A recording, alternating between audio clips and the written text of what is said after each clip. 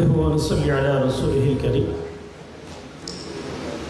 আমরা মহান স্বাধীনতা দিবস উপলক্ষে আয়োজিত রচনা প্রতিযোগিতার পুরস্কার বিতরণ অনুষ্ঠানের শেষ দিকে আসতে পেরে মহান রবের শুকরিয়া জ্ঞাপন করছি। আলহামদুলিল্লাহ রাব্বিল আলামিন। আমি হৃদয়ের গভীর থেকে কৃতজ্ঞতা জ্ঞাপন করছি সম্মানিত প্রধান অতিথি, তিনি তার স্বভাবসুলভ উজ্জীবনী বক্তব্যের মধ্য দিয়ে কাপাসিয়াকে নতুন এক দরজা খুলে দেওয়ার যে প্রয়াস চালিয়েছেন। আমি দোয়া করি আল্লাহ তাকে হায়াতে তাইয়্যিবা দান করুন। এভাবেই দেশের পক্ষে, মানুষের পক্ষে, স্বাধীনতা সার্বভৌমত্বের পক্ষে আমৃত্যু লড়াই করে যাওয়ার তৌফিক দান করুন।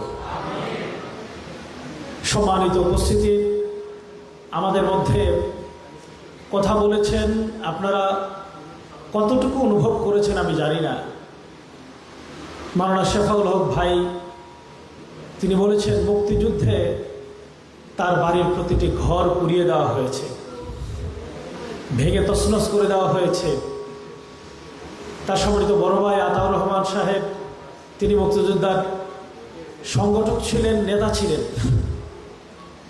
তার বাড়ি তাজউদ্দিন আহমেদের বাড়ির একেবারেই কাছে। কিন্তু কাপাসিয়াবাসী এই কথা কতটুকু জানে?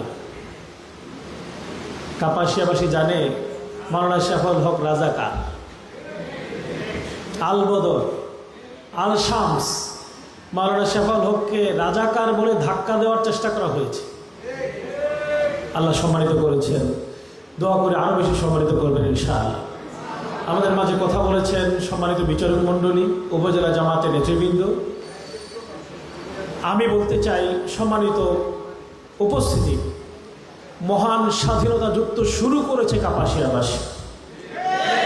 মহান স্বাধীনতা যুদ্ধ সংগ্রাম এগিয়ে নিয়েছে কাপাসিয়াবাসী। মহান স্বাধীনতা যুদ্ধের সমাপ্তি টেনেছে কাপাসিয়াবাসী।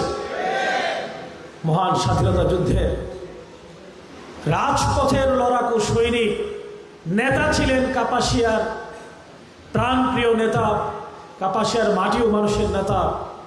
গত 55 বছরে কাপাসিয়াবাসী যাদেরকে দুহাত ভরে দিয়েছে, সেই পরিবারের কর্ণধার সাবেক প্রধানমন্ত্রী জনাব তাজউদ্দিন আহমেদ।